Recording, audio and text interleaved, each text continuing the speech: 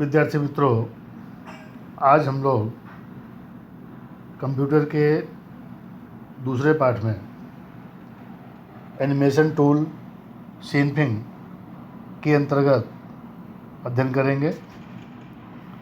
तो animation tool सीनफिंग में सबसे पहले हम मल्टीमीडिया ऑथरिंग टूल्स के बारे में जानेंगे कि मल्टीमीडिया ऑथरिंग टूल्स क्या है।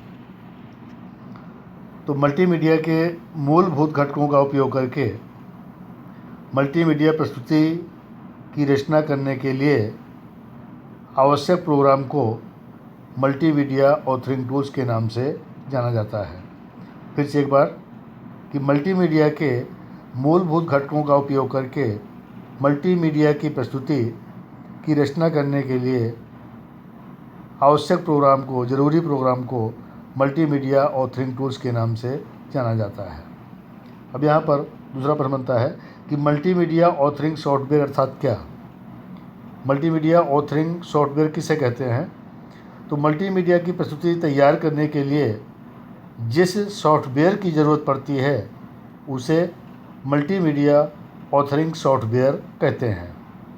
माइक्रोसॉफ्ट एडोब कंपनी इस प्रकार की सुविधा को प्रदान करती है, जैसे visual shader, director, Macromedia flash आदि के अलावा सीनफिंग स्टूडियो एवं पेंसिल प्रकार के ओपन सोर्स प्रोग्राम भी उपलब्ध हैं। ओपन सोर्स प्रोग्राम मतलब जिस प्रोग्राम की कोई कीमत चुकानी नहीं पड़ती, जिसे हम निःशुल्क डाउनलोड कर सकते हैं। ऑथरिंग प्रकार के सॉफ्टवेयर लेख अर्थात टेक्स्ट, चित्र, ऑडियो, वीडियो एवं एनिमेशन जैसे मल्टीमीडिया घटकों की व्यवस्था करने के लिए महत्वपूर्ण ढांचा प्रदान करते हैं। विद्यार्थी मित्रों, अब यहाँ प्रश्न बनता है कि ऑथरिंग टूल्स का वर्गीकरण कितने भागों में किया गया है। तो सामान्य रूप से ऑथरिंग टूल्स को 3 प्रकारों में बांट सकते हैं।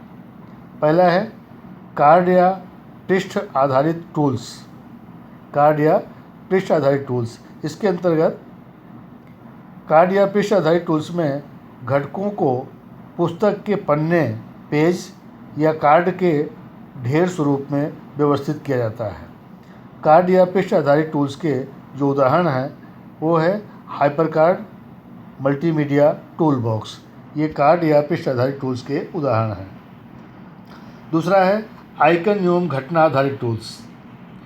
आइकन एवं घटना आधारित टूल्स में घटकों को ढांचा की व्यवस्था या प्रक्रिया के स्वरूप में व्यवस्थित किया जाता है। यहाँ प्रश्न बनता है एमसीक्यू में कि आइकन या घटना आधारित टूल्स के उदाहरण कौन कौन से हैं। तो अथरवेयर और आइकन ऑथर, अथरवेयर एवं आइकन ऑथर ये आइकन एवं घटना आधारित टूल्स के उदाहरण हैं। तीसरा प्रकार है समय आधारित टूल्स। समय आधारित टूल्स में घटकों को समय रेखा या टाइमलाइन द्वारा व्यवस्थित किया जाता है। वर्तमान समय में ये टूल्स सर्वाधिक प्रचलित हैं। समय आधारित टूल्स के जो उदाहरण हैं उसमें है सीनफिंग स्टूडियो, पेंसिल, फ्लैश, डायरेक्टर। विद्यार्थी मित्रों, अब हम चर्चा करेंगे कि सीनफिंग स्टूडियो क्या है। तो सीनफिंग स्टूडियो, इसे हम www.scenfing.org वेबसाइट पर से इसको हम निःशुल्क डाउनलोड कर सकते हैं, प्राप्त कर सकते हैं। और ये सीनफिंग स्टूडियो ये समय आधारित मल्टीमीडिया ऑथरिंग टूल है। ये program Windows, Linux, Mac OS X प्रकार के ऑपरेटिंग सिस्टम के लिए उपलब्ध है, अर्थात इन सभी ऑपरेटिंग सिस्टम पर इसका हम उपयोग कर सकते हैं। इस प्रोग्राम को ईस्वी सन 2005 में GNU GPL general public license द्वारा प्रस्तुत किया गया था। तो सीनफिंग की सर्वप्रथम आवृत्ति जो थी वो 0.61.05 थी। सीनफिंग की अद्यतन आवृत्ति 0.63.05 है। इसमें कई प्रकार विकल्पीय प्रश्न बनते हैं। और सीनफिंग फाइलों का यदि एक्सटेंशन देखा जाए तो 2 प्रकार का एक्सटेंशन इसका होता है, एक संकुचन रहित और एक संकुचित स्वरूप में। तो सीनफिंग फाइलों का एक्सटेंशन संकुचन रहित जो होता है .sif और सिनफिंग फाइलों का एक्सटेंशन संकुचित स्वरूप में .sifz है। तो सिनफिंग स्टूडियो की आकृति चित्र नीचे दिया गया है, इसको आप देख सकते हैं 0.63.05 जो अद्यतन स्वरूप है। इसके बाद में पेंसिल यह इंटरनेट पर उपलब्ध ओपन सोर्स प्रकार का एनिमेशन टूल है, इसकी कोई कीमत नहीं चुकानी पड़ती है। पेंसिल का उपयोग बिटमैप एवं सदिश दोनों प्रकार के चित्र तैयार करने के लिए किया जाता है। पेंसिल की मदद से परंपरागत हस्तचित्रित प्रकार के एनिमेशन का उपयोग किया जाता है। इसमें द्विपरिमाणीय एनिमेशन का उपयोग होता है। पेंसिल प्रोग्राम को www.pencilanimating.org पर निःशुल्क प्राप्त कर सकते हैं। पेंसिल प्रोग्राम ये Windows, Linux, Mac OS X प्रकार की ऑपरेटिंग सिस्टम के लिए उपलब्ध है। पेंसिल प्रोग्राम में ऐसा व्यक्ति जो अच्छा एनिमेशन तैयार कर सकता है जो पदार्थ चित्र के बदले मुक्त हस्तचित्र तैयार करने में निपुण हो, प्रवीण हो। नीचे पेंसिल टूल्स का उपयोग दिया गया है, नीचे पेंसिल की आकृति दी गई है। विद्यार्थी मित्रों, अब यहाँ हम लोग चर्चा करेंगे कि सिनफिंग का प्रारंभ करने के सोपान क्या हैं।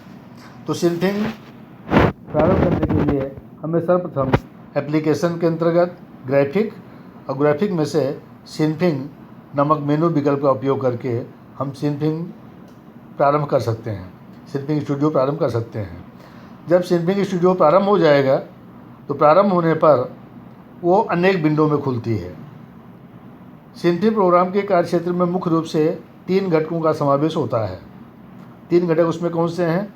टूल बॉक्स, कैनवास और पैनल, जिसमें से हम आज टूल बॉक्स के बारे में चर्चा करने चल रहे हैं।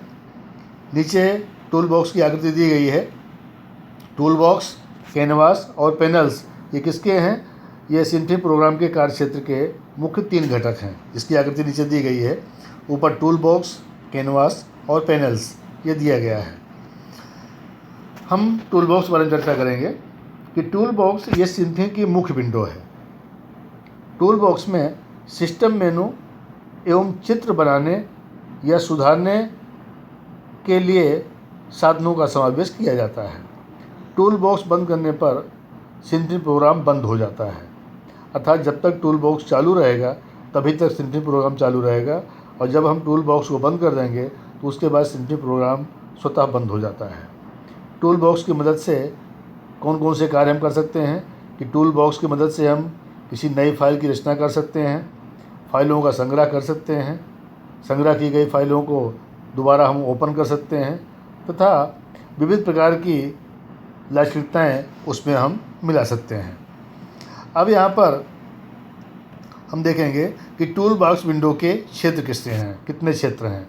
तो ऊपर आकृति दी गई है टूल बॉक्स विंडो के क्षेत्र में। ऊपर जो आकृति आई है इसमें देखिए ऊपर लिखा है अपर प्लेट, मिडिल पैलेट और लोअर पैलेट। तो ऊपर की पैलेट जिसको हम अपर पैलेट के नाम से, बीच की प्लेट मिडिल पैलेट के नाम से, नीचे की पैलेट लोअर पैलेट के नाम से जानते हैं। सबसे पहले ऊपर है, आकृति में देखिए ऊपर की पैलेट।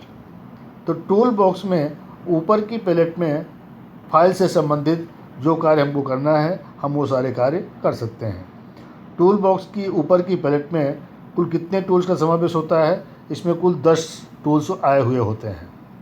तो टूल बॉक्स विंडो की ऊपर की पैलेट द्वारा कौन कौन से कार्य कर सकते हैं ये हम जान लें, फिर टूल्स कौन से हैं 10 टूल्स उसके बारे में चर्चा करेंगे। यदि हमें कोई नई फाइल बनाना है, न्यू फाइल का संग्रह करना है, उसको सेव करना है, बनाई गई फाइल को ओपन करना है, और वर्तमान में किए गए किसी कार्य को रद्द करना है अर्थात अनडू, वर्तमान में किए गए कार्य में को पुनः करना है रीडू, या कोई व्यवस्था करना है सेटअप। तो ये जो 10 टूल्स हैं उसके बारे में देखिए कि अपर प्लेट में new, open, save, save as, save all, undo, redo, setup, about Synfig studio और हेल्प, ये 10 टूल्स आए हुए हैं अपर पैलेट में। दूसरी है बीच की palette, middle palette. Tool box window की बीच की पैलेट में सर्कल, रेक्टेंगल, स्टार, ट्रांसफॉर्म आदि प्रकार के टूल आए हुए होते हैं, जिनके द्वारा कौन कौन से कार्य हम कर सकते हैं। तो विविध प्रकार के ऑब्जेक्ट की रचना करना, विविध प्रकार के ऑब्जेक्ट को सुधारना, और टूल बॉक्स में कुल 18 टूल्स उपलब्ध हैं, जिनके बारे में आगे देखेंगे आकृति में, टूल बॉक्स की आकृति में। तीसरी है नीचे की palette, lower palette. Tool box में नीचे की पैलेट में नए लेयर के लिए पूर्व निर्धारित ऐसी व्यवस्था की गई होती है। नीचे देखिए आकृति दी गई है, reset colour to black and white, background colour, दाहिनी साइड में देखिए सबसे ऊपर फोरग्राउंड कलर और ब्लेंड मेथड। ये है लोअर प्लेट के बारे में। विद्यार्थी मित्रों, जो टूल बॉक्स विंडो की जो क्षेत्र हैं, जो प्लेट है, कितने भागों में बटी है? 3 भागों में, जिसमें से ऊपर की प्लेट, बीच की प्लेट और नीचे की प्लेट, इन तीनों के बारे में आपको समझाया गया है। टूल बॉक्स के अलावा अब हम अगला जो है कैनवास और पैनल, इसके बारे में चर्चा हम पार्ट 2 में करेंगे। धन्यवाद।